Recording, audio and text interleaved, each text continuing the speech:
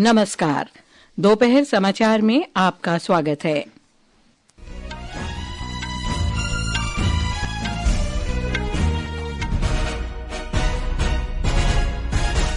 ओडिशा के भुवनेश्वर में 18वां प्रवासी भारतीय दिवस सम्मेलन शुरू। विदेश मंत्री डॉक्टर एस जयशंकर ने युवाओं को भारत की प्रगति का निर्णायक कारक बताया।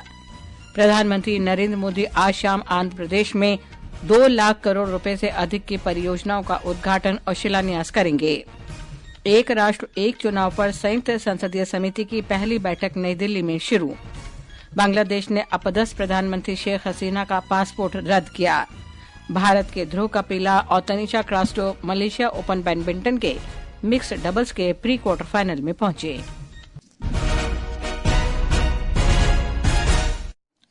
दोपहर समाचार के साथ मैं लवली निगम। 18वां प्रवासी भारतीय दिवस सम्मेलन आज सवेरे ओडिशा के भुवनेश्वर में शुरू हुआ।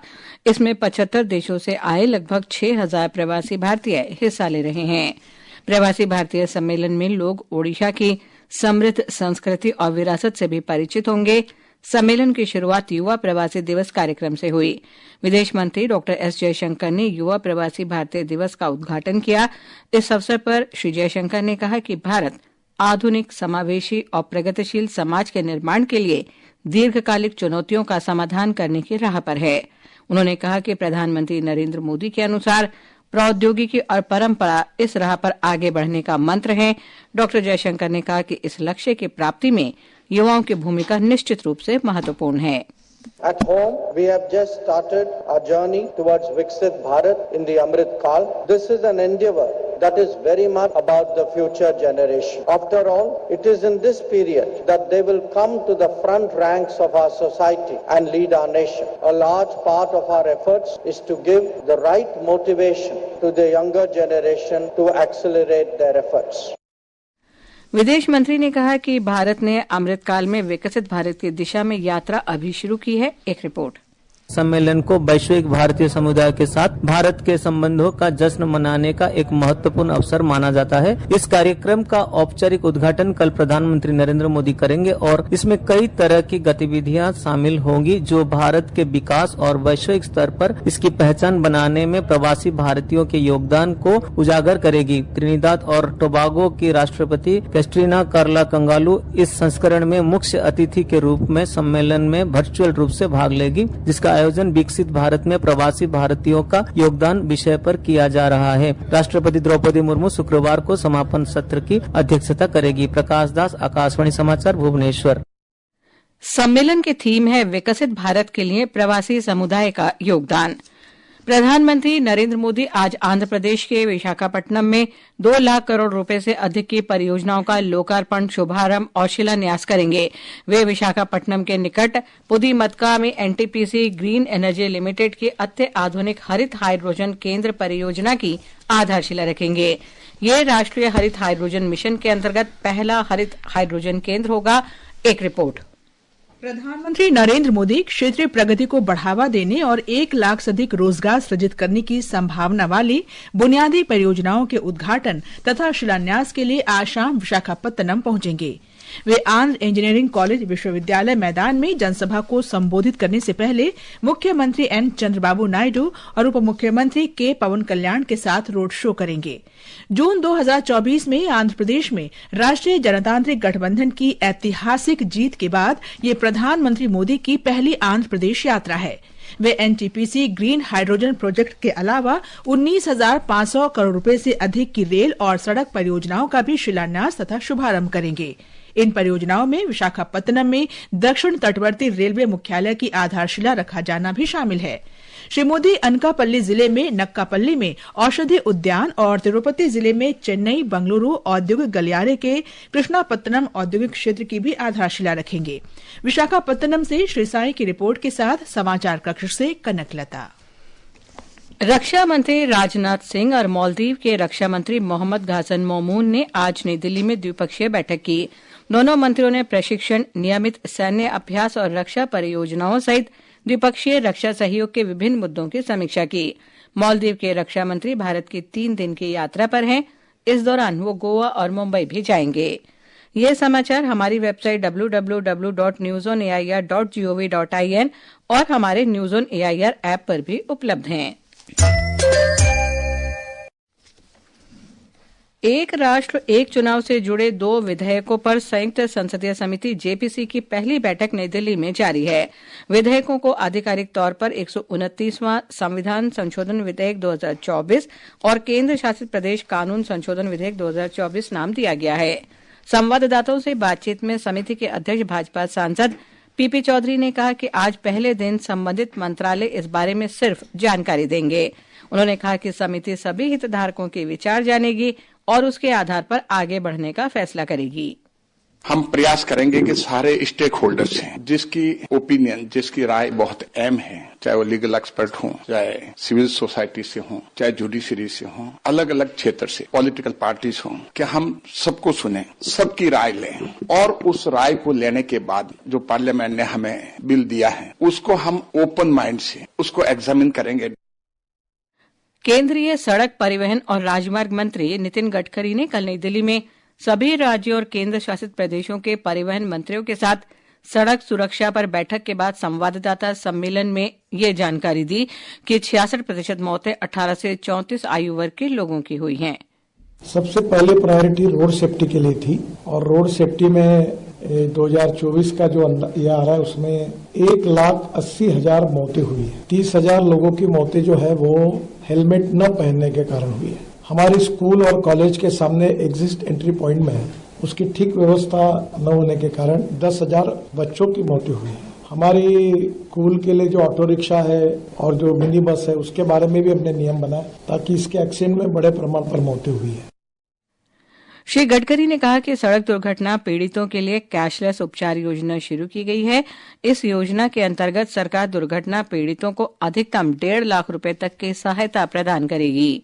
जब एक्सीडेंट होता है तो हमने एक नई स्कीम शुरू की है, कैशलेस ट्रीटमेंट। और एक्सीडेंट होने के बाद तुरंत 24 घंटे के अंदर जैसे पुलिस में इंफॉर्मेशन जाएगी तो डॉक्टर जो होगा उसको, वो जो पेशेंट एडमिट होगा उसको 7 दिन तक ट्रीटमेंट का खर्चा या मैक्सिमम अप टू 1.5 लाख रुपए हम तुरंत देंगे उसकी ट्रीटमेंट के लिए। बाद में हिट एंड रन विक्टिम्स जो है उसमें भी मृत्यु होती है तो हम 2 लाख रुपए देंगे। केंद्र ने श्री वी नारायणन को भारतीय अंतरिक्ष अनुसंधान संगठन इसरो का नया अध्यक्ष और अंतरिक्ष विभाग का सचिव नियुक्त किया है। वे 14 जनवरी को कार्यभार ग्रहण करेंगे। वे इसरो के मौजूदा अध्यक्ष एस सोमनाथ का स्थान लेंगे।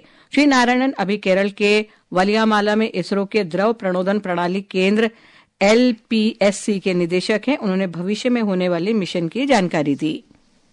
We are going to have the SpaceX experiment, which is an important experiment for our future missions like Chandrayaan-4, building the space station. And this month end, we are planning to launch the second satellite of the navigation satellite series. Then, of course, we are also building rocket, the G1. Assam में दिमा हसाओ जिले के उमरांगसो में अवैध कोयला खदान में फंसे खनिकों को बचाने के लिए गहन खोज और बचाव अभियान जारी है। सोमवार को उमरांगसो के 3 किलो में अवैध रैट होल कोयला खदान में 100 फीट से ज्यादा पानी भर गया था। हमारे संवाददाता ने बताया है कि राज्य सरकार ने बचाव अभियान में सेना और अर्धसैनिक बलों की मदद के लिए नौसेना के गोताखोरों की सहायता मांगी है। 21 पैरा गोताखोरों ने 48 घंटे से अधिक समय के बाद आज सुबह बाढ़ग्रस्त खदान से फंसे हुए कोयला खनिकों में से एक का शव निकाला। सेना, नौसेना, एनडीआरएफ और एसडीआरएफ ने बचाव अभियान तेज कर दिया है। भारतीय नौसेना ने अत्यधिक प्रशिक्षित क्लियरेंस गोताखोरों को तैनात किया है जो गहराई में गोता लगाने और पुनर्प्राप्ति कार्यों और पानी के भीतर दूर से संचालित वाहनों का उपयोग करने में कुशल है। आमीनुल हक जोहद्दार, आकाशवाणी समाचार, गुवाहाटी। दिल्ली विधानसभा चुनाव कार्यक्रम की घोषणा के साथ ही राजनीतिक गतिविधियां तेज हो गई हैं।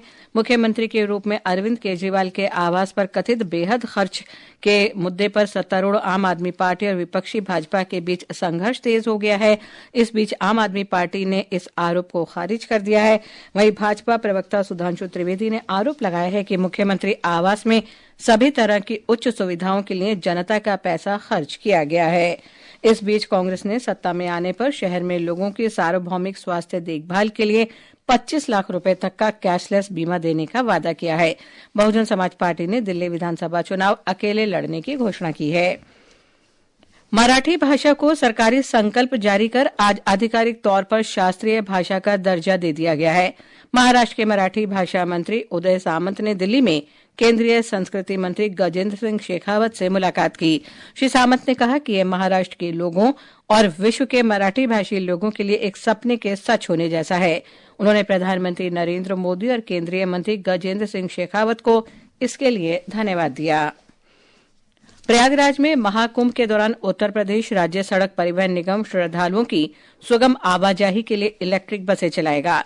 भीड़ नियंत्रण के लिए महाकुंभ क्षेत्र में 7,000 ग्रामीण बसें और 350 शटल बसें लगाई गई हैं।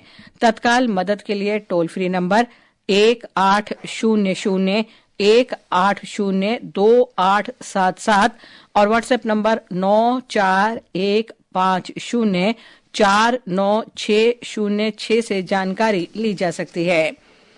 वायुसेना प्रमुख अमरप्रीत सिंह आज नई दिल्ली में राष्ट्रीय कैडेट कोर एनसीसी के गणतंत्र दिवस शिविर में शामिल हुए। श्री सिंह ने इस अवसर पर कहा कि एनसीसी देश को एकजुट करने में सराहनीय काम कर रही है। उन्होंने कहा कि एनसीसी में युवाओं को राष्ट्र निर्माण के लिए प्रशिक्षित किया जाता है।